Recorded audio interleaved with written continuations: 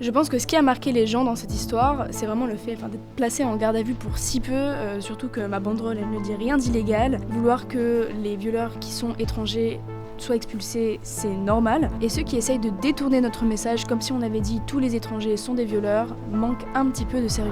Bonjour, je m'appelle Yona, je suis militante et porte-parole du collectif Némésis. Et mardi dernier, j'ai été placée en garde à vue pour avoir brandi une pancarte qui demandait l'expulsion des violeurs étrangers. À l'occasion du carnaval de Besançon qui ramène pas mal de monde au centre-ville, nous avons décidé de faire passer un message en déployant une banderole et en passant avec des pancartes « Libérez-nous de l'immigration » et « Violeurs étrangers dehors » devant une tribune où la maire était présente. Au début, en avançant avec nos pancartes qui étaient « Violeurs étrangers dehors » puis « Libérez-nous de l'immigration », on a eu quelques applaudissements, les gens réagissaient plutôt bien. Puis quand on est passé devant la tribune de la maire, là on a plutôt commencé à nous huer. Il y a une personne qui nous a applaudi dans la tribune et la maire m'a vraiment très mal regardée. Anne Vigneault, c'est une maire Europe Écologie Les Verts qui en fin d'année dernière avait fait un discours au musée de la Résistance pour comparer la loi immigration aux années 30. Et c'est pourquoi que nous avons tenu à lui rappeler, notamment avec notre banderole, qu'en 2023, 46 femmes auraient pu être épargnées si les OQTF avaient été mieux appliquées, comme le proposait d'ailleurs une des dispositions de la loi immigration. Lundi soir, on voit que Anne Vigneault a porté plainte, mais on n'y prête pas vraiment d'attention, sauf quand je vois que le procureur s'est emparé de l'affaire, et là je me dis qu'il va y avoir un petit souci. Et en effet, mardi, je suis convoquée au commissariat, et je suis placée en garde à vue dès 8h20. J'apprends que si je suis en garde à vue, c'est pour une plainte déposée par la ville contre incitation à la haine raciale. Ma garde à vue dure 8 heures pendant lesquelles on essaye de me faire cracher plusieurs informations, comme par exemple le nom de mon ami qui était avec moi à brandir la pancarte, mais aussi on essaye de me faire déverrouiller mon téléphone, ce que je refuse au début, puis je finis par accepter sous la pression, étant donné qu'on m'a dit qu'ils allaient le garder pour le déverrouiller eux-mêmes si je ne souhaitais pas le faire de plein gré. En effet, pendant toute ma garde à vue, je comprenais que le procureur faisait une certaine pression pour la rallonger si je n'étais pas coopérative. Au milieu de la journée, je suis perquisitionnée, évidemment le but étant de retrouver notamment la banderole ou les pancartes. J'ai été coopérative et je leur ai montré tout simplement où était la banderole parce que je ne pense pas qu'ils l'auraient trouvée tout seul, et puis je n'ai pas vraiment d'intérêt à la cacher. Ils s'emparent donc de la banderole et prennent en photo quelques objets que j'ai en rapport avec Némésis chez moi. Je tiens à préciser que les policiers ont été très respectueux lors de cette perquisition. Parfois ce n'est pas le cas, mais là tout allait bien. Il faut savoir que pendant la journée, je me doutais que les réseaux commençaient un peu à s'enflammer, mais je ne savais pas à quel point, et j'ai simplement entendu quelqu'un me dire « Marion Maréchal a repartagé ». En sortant, j'étais donc impatiente de voir ce qui m'attendait en ouvrant les réseaux sociaux, et en effet, je n'ai pas été déçue quand j'ai vu cette immense vague de soutien, que ce soit de la part des internautes, voire même jusqu'aux politiques, comme par exemple Jordan Bardella, Marion Maréchal, Julien Audoul. D'ailleurs, merci beaucoup à Alice Cordier, la présidente du collectif Némésis, d'avoir autant fait monter le hashtag Libérez Yona. Et c'est allé encore plus loin quand je vois jeudi matin que Julien Audoul, avec ses conseillers régionaux, a décidé de reproduire ma pancarte et de la brandir au conseil régional. Donc bien sûr, quand on a vu ça avec le collectif, mais on était aux anges puisque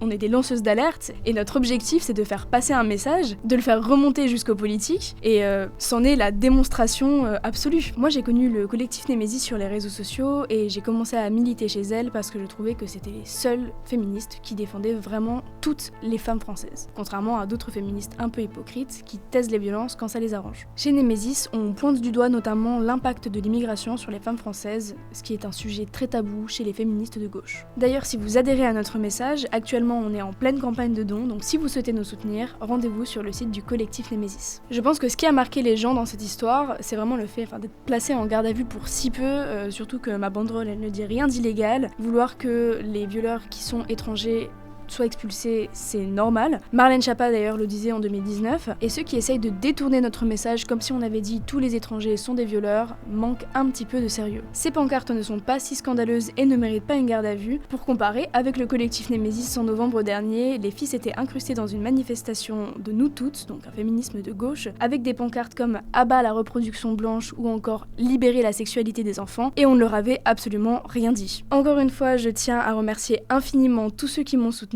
que ce soit sur internet ou mes proches. Ça nous aide à garder la tête haute pour continuer.